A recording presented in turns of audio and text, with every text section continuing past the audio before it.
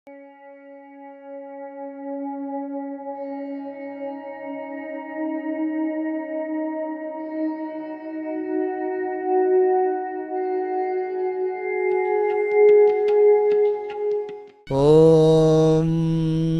மூஷிகவாகனமோதகஹஸ்த சாமலகர்ண விலம்பித சூத்ரக வாமனரூப மகேஸ்வர புத்திர விக்ன விநாயக பாத நமஸ்தே.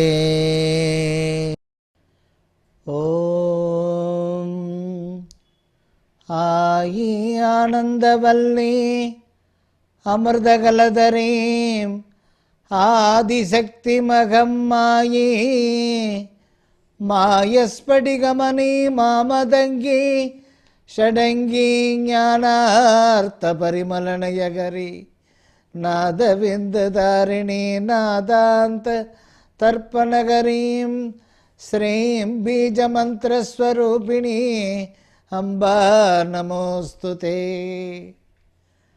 அன்பார்ந்த தாய்மார்களே, பெரியோர்களே, சான்றோர் பெருமக்களே, இந்த சித்தரின் அருள்வாக்கு இந்த தொடர் நிகழ்ச்சியை ஆவலோடு எல்லாரும் பார்த்துன்னு இருக்கீங்க. அந்த மதியம் 3 மணிக்கு வருது. அதே போல் ஸ்ரீ ரகுராம் அடிகளார்னு அந்த யூடியூப்பில் செவ்வாய் வெள்ளி ஞாயிறு காலையில் 6 மணிக்கே வருது அப்படின்னு இந்த நிகழ்ச்சியை எல்லாரும் இந்த அபூர்வ விஷயத்தை பார்க்குறதுக்கு இன்றைக்கி அம்மா என்ன சொல்கிறா, அந்த சித்தர்களுக்கும் 1008 சித்தர்கள் இருக்கிறார்களே பீடத்தில், அவர்களுக்கும் அன்னை பராசக்திக்கு இருக்கக்கூடிய சம்பாஷணை அபூர்வ விஷயமாக உங்களுக்கு வரப்பிரசாதமாக அமைகின்றது. இதில் குறிப்பாக மேஷம், ரிஷபம், மிதுனம், சிம்மம், துலாம், தனுசு இந்த ராசிக்காரர்கள் எல்லாருக்குமே ஒரு சூப்பர் டைம். இதை சொல்லும்போது எல்லாருடைய முகத்தில் ஒரு புன்சிரிப்பு.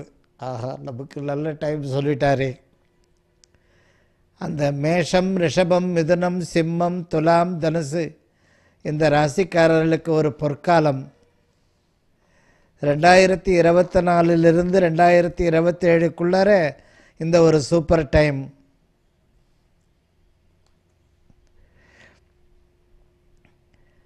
அந்த ஒரு சூப்பர் டைமில் இப்போ வீடு, மனை, வாசல், பசங்களுக்கு சுபம், பசங்களுக்கு மேல் படிப்பு, பதவி, எஜமானனுடைய அன்றாட வருமானம், இதெல்லாம் ஒரு பொன்னான நேரம். இப்போ செட்டில் ஆகிறீங்க. அதாவது இந்த ராசிக்காரர்களுக்கு ஒன்று மட்டும் மிக முக்கியமானது, அர்ஜுனன் கலங்கி நிற்கிறான், பரந்தாமாய் என்னை காப்பாற்று என்று. என்னென்ன அவனை துரத்தி கொண்டிருக்கிறது நாகாஸ்திரம்.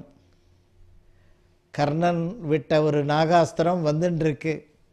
கிருஷ்ணா, நீ தான் இந்த நேரத்தில் காப்பாற்றணும் பொழுது பாதத்தை ஒரு அடி அழுத்தும் பொழுது அந்த நாகாஸ்திரம் அர்ஜுனனுடைய கிரீடத்தை தள்ளின்னு போயிடுது.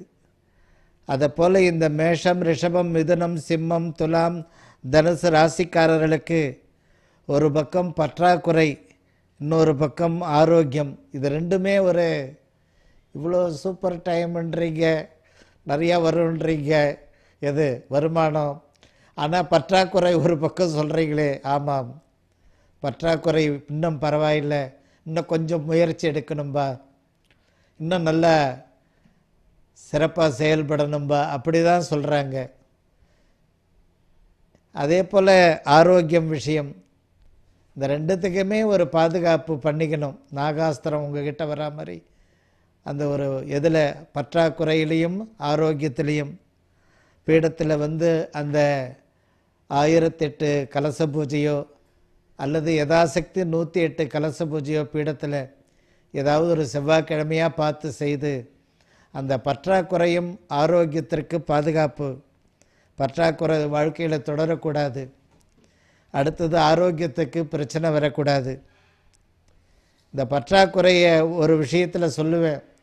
அபாரமாக ஒருத்தன் தண்ணி இறைச்சின்றே இருக்கிறான். வாய்க்காலில் போயின்னு இருக்கு, பூச்செடிக்கு பாஞ்சுன்னு இருக்கு. அந்த வாய்க்காலில் ஒரு ஓட்டை இருக்கா, அந்த ஓட்டை வழியாக அந்த தண்ணியெல்லாம் மீண்டும் அந்த குளத்தில் அந்த கிணத்துக்கே போயிடுது அந்த தண்ணி பூரா. இவன் பாய்ச்சி இவ்வளோ 1000 வாலி இறைச்சோம், ஏன் இன்னும் செடிக்கு தண்ணி பாயலன்னு தேடிக்கினே வரான். தண்ணியை வாய்க்கால் வழியாக வரும்பொழுது அந்த ஓட்டை வழியாக நேராக கிணத்துக்கே போகுது. அதை போல் இந்த உழைப்பு, அபாரமான உழைப்பு, அது பற்றாக்குறையிலேயே கொண்டு போய் விட்டுடக்கூடாது. அந்த ஓட்டையை அடைச்சிடணும், அந்த பற்றாக்குறை என்கின்ற ஓட்டையை. அவசியம் செய்யுங்க தாய்மார்களே. அதே போல் கடகம், கன்னி, விருச்சகம், மகர, கும்ப, மீனம் இந்த ராசிக்காரர்களுக்கு இந்த 12 மாதத்தில் 8 மாதம் மிக அற்புதமான ஸ்டார் டைம். இல்லைப்பா, செட்டில் ஆகிட்டியா? செட்டில் ஆகிடுவீங்க. இப்போ அப்படிப்பட்ட ஒரு உன்னதமான ஒரு வாழ்க்கையில் செட்டில் ஆக போகிறீங்க. அதுக்கு ஒரு சின்ன இதுக்கு என்னம்மா சொல்ல போகிறீங்க? இந்த கடகம், கன்னி, விருச்சகம், மகர, கும்பம், மீனத்துக்கு இந்த கோபம் அடுத்தது நாளைக்கு பண்ணிக்கலாம் என்கின்ற 2 அந்த ஒரு தொந்தரவு இருக்கிறது. இந்த கோபத்துக்கு ஒரு உதாரணம், ஒரு சமயம் திரௌபதா தேவி நீராடி கொண்டிருக்கும் பொழுது தடாகத்தில் ஒரு பாரிஜாத மலர் தண்ணியில் மிதந்து வந்துட்டே இருக்கு. அம்மா திரௌபதா தேவி குளிச்சுட்டு அந்த பாரிஜாத மலரை கையில் எடுத்துட்டு கரைக்க வந்தாங்க. வந்து இந்த மாதிரி பாரிஜாத மலர் இருந்தால் இன்னும் சிவ பூஜைக்கு நல்லா இருக்குமே என்று யோசனை பண்ணிகிட்டே நடந்து வரும் பொழுது எதிரில் பீமசேன மகாராஜா எதிரில் வராரு. சுவாமி, இந்த மாதிரி பாரிஜாத மலர் நிறையா இருந்தால் சிவ பூஜைக்கு நல்லா இருக்குமேன்னு. ஆஹா, இதுவரையிலும் திரௌபதா தேவி நம்மளை பார்த்து ஏதாவது வேணும்னு கேட்டதே இல்லை. முதல் தரம் இந்த பாரிஜாத மலர் கொண்டு வாங்கன்றாங்களே, அப்படியா, எடுத்துன்னு வரேன்ட்டு கதையை எடுத்துன்னு கிளம்பினார். அந்த கதையை எடுத்துன்னு காட்டு வழியாக நடந்து வரும்பொழுது கோபம், இந்த காட்டில் என்ன நடக்க விட்டாலே அந்த 100 பேரும் துரியோதனாதிகள் அப்படின்னு ஒரு கோபத்தில் அங்கே இருக்கக்கூடிய ஒரு யானை, அங்கே இருக்கிற சிங்கம், புலி, கரடி என்ன இருக்குதோ எது பிடிச்சாலும் அதை பிடிச்சி அப்படி தூக்கி போடுறான். அலறி அடித்து கொண்டு அந்தந்த மிருகங்கள் ஓடுகிறது. பீமனுடைய கோபம் 400 ஆண்டுகள் 500 ஆண்டுகள் பழமை வாய்ந்த மரத்தெல்லாம் அப்படி பிடிச்சு தள்ளுறான். அப்படியே வேரோட கீழே சாயுது. இப்படி வனத்தை ரணப்பிரளயகரமாக பண்ணிகிட்டே கோபமாக போயிட்டே இருக்கிறான். இந்த பாரிஜாத மலர் எடுத்துட்டு வாங்கிறனுமே, பாரிஜாத மலர் எங்கே இருக்குது தேடின்னு போயின்னு இருக்கான் இந்த கோபத்தோடவே. அங்கே ஹனுமான் உட்காந்து தபஸ் பண்ணின்னு இருக்கும்போது பார்க்குறார், இவன் இப்படி ஏற்பட்ட கோபத்தோடு போனாக்கா தேவலோகமே மகா பிரளயமாயிடுவே. வர்றது யாருன்றது ஹனுமானுக்கு தெரிஞ்சு போச்சு. தன் சகோதரன் பீமசேனன் வயதான ஒரு குரங்கு ரூபம் எடுத்து வாளை குறுக்க வைத்து விட்டு அமர்ந்து கொண்டிருக்கிறார். இந்த பீமசேனனுக்கு ஒரு 2 குணம். ஒன்று, திருக்கைலாயத்தில் அனுதினமும் 1000 தாமரை மலர்களால் ஈஸ்வரனை பூஜை பண்ணுறார். திருக்கைலாயமே மலர்களால் குவிஞ்சின்னு இருக்கு. அப்போ பார்வதி கேட்குறா, இவ்வளோ மலர்கள் பாரிஜாத மலர், அதாவது தாமரை மலர்களாக வந்து கைலாயம் நிரம்புதேன்னு. பீமசேனன் ஆத்மார்த்தமாக செய்யக்கூடிய பூஜையில் அவ்வளோ தாமரை மலர்களால் நம்மளை பூஜை பண்ணுறான் அப்படின்னு பரமேஸ்வரன் சொல்கிறான். 2வது, அவன் கண்ணுக்கு எவ்வளோ பெரிய யுத்தம் நடந்தாலும் கீழே போயின்னு இருக்கிற எறும்புகள், ஜீவராசிகளுக்கு இன்னல் தராத யுத்தம் பண்ணுவான் பீமசேனன். அப்படி வரும்பொழுது இந்த வால் குறுக்க இருக்கிறத பார்த்துட்டான். அதுதான் கீழே பார்வை என்ன இருக்குதுன்னு தெரிஞ்சு போச்சு. அந்த வாலை இப்படியே நிமிர்ந்து பார்த்தாக்கா அங்கே வயதான குரங்கு உட்காந்துருக்கு. குரங்கே, இந்த வாலை அப்படி ஓரம் பண்ணி விற்று நான் பாரிஜாத மலர் எடுத்துன்னு வர போகணும். நான் தான் பீமசேனன், தர்மராஜாவுக்கு அடுத்து நான் தான் சகோதரன் தர்மராஜாவுக்கு பீமசேனன். இந்த வாலை இப்படி குறுக்க வச்சிருக்கிறேன், மதிப்பில்லை உனக்கு, நவுத்து அப்படின்னு. அப்போ குரங்கு சொல்லுது, வயசாகிடுத்து, நீயா வாழை ஓரமாக வச்சுட்டு போயேன்னு. சரின்னுட்டு இந்த 4 விரலால் அப்படி ஓரமாக ஒதுக்க பார்க்குறாரு, வால் நவரவில்லை. சரி, ஒரு கை பிடிச்சு தூக்க பார்த்தார், தூங்கினாலும் தூங்க முடியல. சரி, கதையை கீழே வைத்து 10,000 யானை பலத்தோடு அந்த வாளை தூக்குறாரு பீமசேனன், தூக்க முடியல. கீழே விழுந்து அழுது, மும்மூர்த்திகளா நீங்கள், பிரம்மா விஷ்ணு சிவனா, யார் வந்திருக்கீங்க என்று முறையிட்டான். அப்போ ஆஞ்சநேயர் பிரத்யக்ஷணமாகி, அப்பா பீமசேனா, என்னுடைய சகோதரனுடைய நீ, அப்படிப்பட்ட நீ இவ்வளோ கோபமாக சென்றால் தேவலோகம் என்ன ஆகிறது? தேவலோகத்திலிருந்து பாரிஜாத மலர் தானே நான் உனக்கு கொண்டு வர வைக்கிறேன், இந்த கோபத்தை விடு என்று இன்னும் சில வரங்கள் யுத்தத்தில் அர்ஜுனனுக்கு கொடியில் அமர்ந்துகிறேன், அதே போல் உன்னுடைய கதையில் நான் உட்காந்து நீ ஒரு அடி அடித்த நான் இன்னொரு அடி அடிக்கிறேன் என்று ஆஞ்சநேயர் வரம் கொடுக்கிறார். அந்த மாதிரி இந்த கோபம் என்பது கடகம், கன்னி, விருச்சகம், மகர, கும்பம், மீனத்திற்கு அடுத்தது நாளைக்கு செய்வோம் என்கின்ற அந்த ஒரு அஜாக்கிரதை, இந்த 2 வியாதிகளும் அகல வேண்டும். சரி தாயே, இதுக்கு ஏதாவது பரிகாரம் ஏதாவது பண்ணிடுறேன், ஏதாவது ஒரு வார்த்தையில் ஏதாவது தடங்கள் வந்துட போகுது, நீங்கள் வேறு 12 மாதத்தில் 8 மாதம் டைம் ஸ்டார்ட் ஆகுதுன்றீங்க. இந்த 8 மாதத்தில் 1 மாதம் எனக்கு ஆனாலே போகிறோம், வருஷம் ஆயுள் காலம் பூரா உட்காந்து நான் சாப்பிடலாம், அந்த அளவுக்கு என்னென்ன முயற்சியும் திறமையும் இருக்குது. ஆனால் எதுவும் கூடி வர மாட்டேங்குது. அன்னையினுடைய பீடத்தில் 64 கலச பூஜை செய்யணும் ஏதேனும் ஒரு செவ்வாய்க்கிழமையில். அப்படி செய்யும் பொழுது அந்த கூடி வர வேண்டும். அடுத்தது கோபம் வரக்கூடாது. அந்த ஜாதகத்தில் அந்த ராகு கேது அந்த கோபத்தை உண்டாக்கிடுறாங்க ஜாடையா.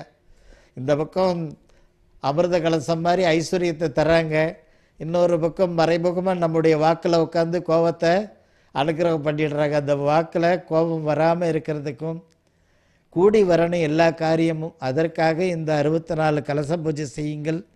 இந்த 8 மாதங்களில் வாழ்க்கையில் நீங்கள் நினைத்த மைல்கல் தொட்டுடுவீங்க, சாதித்து காட்டுவீர்கள்.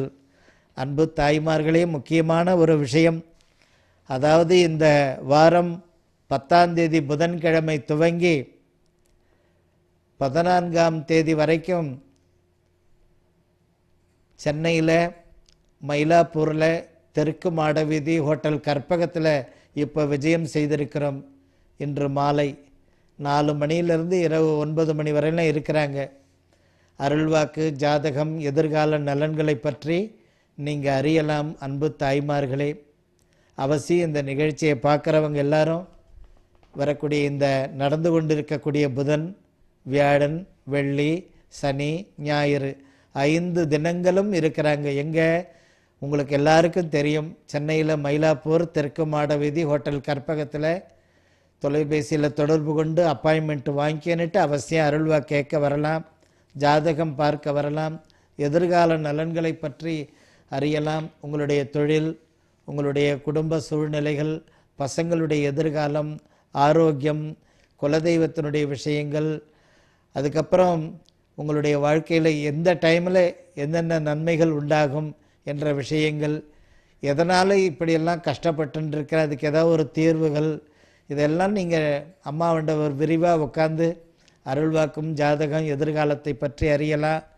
இந்த மயிலாப்பூர் விஜயம் இன்றைய தினத்திலிருந்து புதன், வியாழன், வெள்ளி, சனி, ஞாயிறு இந்த நாட்களில் அவசியம் இந்த தினம் இந்த மாலை பொழுதில் 4 மணிலேருந்து இரவு 9:30 மணி வரலாம் இருக்கிறாங்க. அவசியம் நீங்கள் எல்லாரும் கலந்து கொள்ளுங்கள்.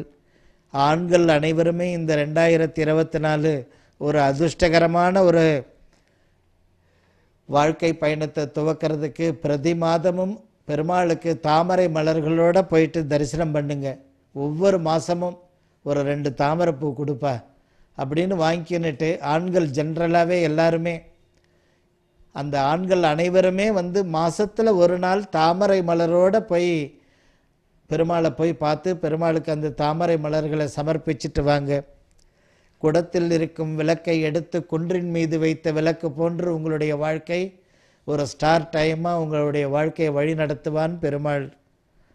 அன்பு தாய்மார்களே, மகளிர்களுக்கு இந்த 2024 அவங்க பர்ஸு நிரம்பி இருக்கணும். இல்லை நிரம்பி இருக்குன்னா பர்ஸு நிரம்பி இருக்க வேண்டும். அதே மாதிரி ஐஸ்வர்யம் வீட்டில் தங்கணும். மகளிர்களுக்கு அவர்கள் எப்பொழுதும் கையிலையோ கழுத்திலையோ அதாவது நெல் பவழம் அணிந்து கொள்ளுங்கள். இந்த 2024 100க்கு 100 மார்க்கு போட்டாச்சு உங்கள் எல்லாருக்கும், தாய்மார்களுக்கு. எதுக்கு? அந்த நெல் பவழம் இந்த வருஷம் அணிந்து ஆண்டு முழுவதும் உங்கள்கிட்ட இருந்ததுனாக்க ஐஸ்வர்யத்திலையும் சகல காரியங்களையும் நீங்கள் ஜெயிச்சு வருவீங்க. அது இல்லாமல் ஆண்கள் பெருமாள் கோயிலுக்கு போய் தாமரை மலர் வைக்கின்றீங்க. பெண்களுக்கு சாதாரண ஒரு பவழ மோதிரம் அவங்க அணிந்து கொண்டாலே ஆண்டு முழுவதும் அஷ்ட ஐஸ்வர்யம் கனகமழை பொழிவாள் மகாலட்சுமின்றீங்க. அதுதாங்க தாய்மார்களுடைய ஒரு தவம். பிறருக்கு கொடுக்கக்கூடிய ஒரு குணம் தாய்மார்களுக்கு அதிகம். பிறர்களுடைய பசியை போக்குவதும் சரி, பிறர்களுடைய துன்பங்களை போக்குவதிலையும் சரி, தாய்மார்கள் தான் முதலிடம். அதனால்தான் பராசக்தி அந்த பவழ மோதிரம், அந்த பவழமணி, அந்த அந்த பவழமணின்றது ஒரு மணி மாதிரி தான் இருக்காது. அதை வாங்கி அதை தாலி கொடியிலையோ இல்லை மோதிரமாவோ பண்ணி போட்டுக்கோங்க. ஆண்டு முழுவதும் நல்ல ஒரு பொன்னான நேரம் உண்டாகும். அன்பு தாய்மார்களே, உங்களுடைய வீட்டில் மஞ்சள் தூளை எடுத்து இந்த வாசப்படி கடற்கரைங்க பாருங்கள், அதை உள்புறத்தில் நீட்டாக ஒரு கோடு மாதிரி போடுங்க. ஞாயிற்றுக்கிழமையில் அப்படி ஞாயிற்றுக்கிழமையில் போட்டுட்டு இரவு படுக்கும்போது போட்டுட்டு படுங்க. மறுநாள் காலையில் அதை தொடச்சி பூச்செடியில் போடுங்க. ஞாயிற்றுக்கிழமையாக போடுங்க. வீட்டில் வேலை கிடைக்கலம்மா, வீட்டில் கல்யாணங்கள் நடக்கலம்மா, 96% பணம் வந்தாலும் ஆனால் என்ன வளர்ச்சி பணி நடக்கணுமோ அது நடக்கலை, வேறு செலவெல்லாம் நடக்குது, கடன் விலகலவே இல்லை, அதனால் அப்படின்றீங்களே. அந்த ஞாயிற்றுக்கிழமையில் வாயிற்படியில் மஞ்சள் தூள் கோடு மாதிரி போட்டு வைங்க இரவு படுக்கிறதுக்கு முன்னாடி. மறுநாள் காலையில் தொடச்சி அதை பூச்செடியில் கொட்டிடுங்க. அந்த மஞ்சள் தூளை ஒரு லக்ஷ்மண் ரேக்கு மாதிரி போடுங்க. அதை செய்யும் பொழுது உங்கள் வாழ்க்கையில் இருக்கக்கூடிய ஒரு தடைகள், அந்த வீட்டில் இருக்கிறவங்களுக்கு உள்ள ஜாதகத்தில் இருக்கிற பிரச்சனைகள் கெடுதலாகவே இருக்கின்றீங்களா, அந்த கெடுதல் எல்லாம் நிவர்த்தி ஆகிவிடும். எடுத்த காரியங்கள் அதி சீக்கிரத்தில் வெற்றி உண்டாகும். அன்பு தாய்மார்களே, அதாவது வயசு 40 ஆகிடுத்தும்மா, இன்னும் சரியாக வேலை கிடைக்கல, சரியாக வருமானம் இல்லை, கல்யாணமும் ஆகிடுத்து, 2 குழந்தைகள் ஆகிடுத்து, இன்னும் சரியான வேலை கிடைக்கல ஒருத்தர். இன்னொருத்தர் 27 வயசு ஆச்சுமா, இன்னும் நல்லபடியாக ஒரு கல்யாணம் ஏற்பாடாகலை. 35 வருஷமாக 6 வீடு வாடகை வீடு மாறிட்டோம், இன்னும் சொந்த வீடு அமையலை. ஏதோ ஒரு பிரச்சனை. நல்ல தொழில் பண்ண, நல்லா வந்தது, எந்த சூழ்நிலையே தெரியல. 2017க்கு அப்புறம் இன்றைக்கி பின்னாடி இன்னொரு இடத்துல குமாஸ்தாவாக இருக்கிறேன் நான். அப்படி லட்சமாக புரண்ட கைகள், என் கைகள் இன்றைக்கி இன்னொரு இடத்துல நான் அடிமை தொழில் பண்ணுறேன். இதுக்கெல்லாம் என்ன காலதேச வர்த்தமானமா இல்லை விதியா? ஏதாவது ஒரு விடிவு காலம் பெறக்கூடாதா எனக்கு? நான் இப்போ காலையில் ஏறி உட்காந்து போகிற வண்டியில் நல்ல ஒரு பிஸ்னஸ் பேச்சு முடிக்கிறாங்க, பெட்டி கை மாறுது என் எதிரதான். ஆனால் எனக்கு கிடைக்க வேண்டிய 40,000 வரலை, அதில் ஒரு 4,000 ரூபா தான் வருது. 40,000 என் பங்கு வரணும், வரலை, ஏதாவது கூடி வரமாட்டேங்குது. பெருந்தொகைகள் உள்ளர வர்றதுக்கு பயப்படுது. என்ன செய்கிறது தாயே? ஏதாவது ஒரு விடிவு காலம் பிறக்கணுமே. ஆண்பால் பெண்பால் அனைவருக்குமே இந்த குறைபாடுகள் பிரச்சனைகள் இப்போ உலக அளவில் இப்போ இருக்குது. இதுக்கு என்ன பண்ணணுன்னா, ஒரு வெண்பொங்கலோ சக்கரை பொங்கலோ ஏதாவது செய்து எடுத்துக்கோங்க. ஒரு 7 இலை எடுத்துக்கோங்க. அந்த 7 இலையும் வடக்க பார்த்து நுனி இருக்கிற மாதிரி 7 இலைகளை போட்டுட்டு, அந்த 7 இலையை எடுத்து போன சக்கரை பொங்கல் 7 இலையாக பங்கிட்டு அதை நமஸ்காரம் பண்ணிவிட்டு கற்பூரம் ஏற்றி விழுந்து நமஸ்காரம் பண்ணிவிட்டு வந்துடுங்க. அங்கே இருக்கிற பொங்கல் பூசாலி என்று சொல்லி எல்லாருக்கும் பிரசாதமாக எடுத்துக்க சொல்லிவிடுங்க. அந்த 7 இலைகளை பொங்கல் போடும் பொழுது நம்முடைய வாழ்க்கையில் இருக்கக்கூடிய ஊழ்வினை, செய்வினை, கண் திருஷ்டி, இப்போ சொன்னனே எதுவுமே கைகூடி வரலை. பிரச்சனை மேலே பிரச்சனை ஓடிட்டே இருக்கு. பணம் வீட்டுக்கு வரணும் தாயே, அதாவது மகாலட்சுமியினுடைய அனுகிரகம் எங்கள் வீட்டுக்கு வரணும்மா. அப்படி சில தாய்மார்கள் இதை சொல்லும் பொழுது லேசாக புது சிரிப்பு புரிசிரிப்பாங்க. இல்லைன்னா அந்த பணம்ல இன்றைக்கி ஃபீஸ் கட்டாலும் செல்லதுக்கு பெருசு போயிருக்குது, அது நல்லபடியாக ஃபைனல் இயர் ஜெயிக்கணும். இன்னொன்று, எஜமானன் சில முயற்சி எடுக்கிறார், கூடி வரணும். தாய்மார்கள் எப்படியாவது இந்த வாட்டி ஒரு 2 பவுனாவது வாங்கிடணும் இந்த வருஷம், அப்படி வருஷம் துவங்கிடுது அப்படின்ற இது ஆர்வம். இந்த வீட்டிலையே பிள்ளையார் இருப்பார், படம் ஃபோட்டோ இருக்கும், இல்லை பிள்ளையார் விக்கிரகம் இருக்கும். மாதத்தில் ஒரு நாள் ஒரு 5 ரூபாய் காயின் எடுத்து அவருடைய தொப்புல சந்தனம் வைத்து அந்த காயனை அழகாக வைங்க. அப்படி தொப்புல வச்சுட்டு ஒரு கற்பூரார்த்தி பண்ணுங்க, கல்கண்டோ திராட்சையோ நைவேத்தியம் பண்ணி. உங்களுடைய வாழ்க்கையில் நீங்கள் இப்போ கேட்டீங்க பாருங்கள், அந்த செல்வமானது வீட்டில் தங்கணும்னு, அந்த ஐஸ்வர்ய லக்ஷ்மி வீட்டில் தங்கணுன்றீங்களே, அந்த ஐஸ்வர்ய லக்ஷ்மி உங்கள் வீட்டில் தங்க ஆரம்பிச்சிடும். இக்கட்டான கஷ்டங்கள் எல்லாம் உங்களை விட்டு நிவர்த்தி ஆகிவிடும். அன்பு தாய்மார்களே, தை மாதம் பிறக்கப் போகிறதே, அந்த மூத்த மகள் பிறந்தவர்கள் அவர்கள் போயிட்டு கழுத்தளவு உள்ள அம்பாள் மாரியம்மன் சொல்லுவாங்க, ரேணுகா அம்பாள் சொல்லுவாங்க. அந்த அம்பாளுக்கு ஒரு அபிஷேகமோ அல்லது யதாசக்தி ஒரு அர்ச்சனையோ பண்ணுங்க. இந்த மூத்த மகள் என்ற ஒரு குடும்பத்தில் பிறந்தவங்க அத்தனை பேரும் வாழ்க்கை அதிர்ஷ்டகரமாக இருக்கும் இந்த வருஷம் அவர்களுக்கெல்லாம். அதே மாதிரி அன்பு தாய்மார்களே, தை மாதம் வளர்பிறையில் முருகப்பெருமானுடைய சன்னிதானத்தில் பாலபிஷேகத்தை மேற்கொள்ளுங்கள். அதுவும் முக்கியமாக கடகராசிக்காரர்கள் இந்த தை மாதத்தில் வளர்பிறையில் முருகனுக்கு பாலபிஷேகம் பண்ணுங்க. கடகராசிக்காரர்கள் ஒரு குறிப்பிட்ட வளர்ச்சி நீங்கள் அடையணும்னு நினச்சிங்களே, அதை இந்த வருஷமே நீங்கள் சாதித்து காட்டுவீர்கள். அதாவது 100க்கு 100 வாழ்க்கையில் மார்க்கு போட்டாச்சுன்னு உங்கள் வாத்தியார் எப்படி சொல்கிறார், அந்த மாதிரி வாழ்க்கையில் நீங்கள் செட்டில் ஆகிடுவீங்க. அன்பு தாய்மார்களே, வீட்டில் வாயிற்படியிலையோ அல்லது பூஜை அறையிலையோ அறுகோணத்தில் கோலம் வரைந்து நெய் தீபம், அதே மாதிரி தாமரை மலர் அரிசி மாவிலே வரைந்து நெய் தீபம், சொஸ்திக் வரைந்து நெய் தீபம். வீட்டே சரியில்லைம்மா, எது வீடே சரியில்லைம்பான்றாங்க, வியாபாரம் பண்ணுற இடம் சரியா இல்லை அப்படின்றாங்க. நீங்கள் வீட்டில் இருக்கிறவங்களுக்கு தாய்மார்கள் இதை பண்ணுங்க, வீடு தானாக சரியாயிடும். வீடு சரியாகணும்னு என்ன அர்த்தம்? வீட்டில் ஐஸ்வர்யம் தங்கணும், வீட்டில் சந்தோஷம் நிலவ வேண்டும். வீட்டில் இருக்கிற 7 டிக்கெட்டு இல்லை தாய், எங்கள் வீட்டில் 13 டிக்கெட்டு இருக்குது, வயசான தாத்தா பாட்டியிலேருந்து கடைசியில் பேரம்பேத்தி வரையிலும். இந்த கோலம் வரைந்து நெய் தீபம் போடுங்க செவ்வாய் வெள்ளி ஞாயிறில். அப்போ வீட்டில் இருக்கிறவங்களுக்கு ஒரு பொற்காலம் ஏற்படும். அந்த வீட்டில் இருக்கிறவங்களுக்கு பொற்காலம் ஏற்பட்டாலே வீட்டுக்கு நல்ல டைம் வந்தாச்சு அப்படின்றது பெரியோர்களுடைய வாக்கு. வறுமை நிவர்த்தியாகும், லாபகரமான வாழ்க்கைக்கு நீங்கள் திரும்புவீங்க. மாதத்தில் அந்த செவ்வாய் வெள்ளி ஞாயிறில் அரிசி மாவில் அறுகோணத்தில் வரைந்து நெய் தீபம், தாமரை மலர் வரைந்து நெய் தீபம், சொஸ்திக் வரைந்து நெய் தீபம் அவசியம் ஏற்றுங்கள் குடும்ப க்ஷேமத்திற்காக. அன்பு தாய்மார்களே, அதாவது வீட்டில் சுமங்கலிகள் வர வச்சு தை மாதத்தில் அந்த கல்யாணத்துக்கெல்லாம் தாய்மார்களை உட்கார வச்சு மஞ்சள் பூசுவாங்க பாதத்தில். அழகாக அந்த குங்குமம் பிசைந்து அந்த பாதத்தில் அலங்கரித்து அவர்களுக்கு வெத்தலை பாக்கு தாம்பூலம் தருவாங்க. அதை தை மாதத்தில் ஒரு முறை உங்கள் வீட்டுக்கு யாராவது ஒரு சுமங்கலி வர வச்சு செய்யுங்க. அப்பொழுது அந்த வீட்டுக்கு குலதேவதை வந்துடுவாளாம். 1. 2வது, அந்த வீட்டில் நடக்க வேண்டிய திருக்கல்யாணங்கள் அது இந்த வருஷமே நல்லபடியாக நடந்துடும். 3வது, அந்த அஷ்ட ஐஸ்வர்யம் வீட்டில் தங்க ஆரம்பிக்கும். இது எளிய வழிபாடு. ஒரு தரம் தாய்மார்கள் தை மாதத்தில் பக்கத்தில் யாராவது ஒரு சுமங்கலி அழைச்சி செஞ்சு அனுப்புங்க. வெத்தலை பாக்கு, ஒரு ரவிக்கை பிட்டு, வளையல், சீப்பு, கண்ணாடி இதெல்லாம் வச்சு ஒரு 108 ரூபா வச்சு அனுப்புங்க. வீட்டில் சுபம் நடக்கும். அந்த வீட்டில் குலதேவதைக்கு சந்தோஷம் ஏற்படும்.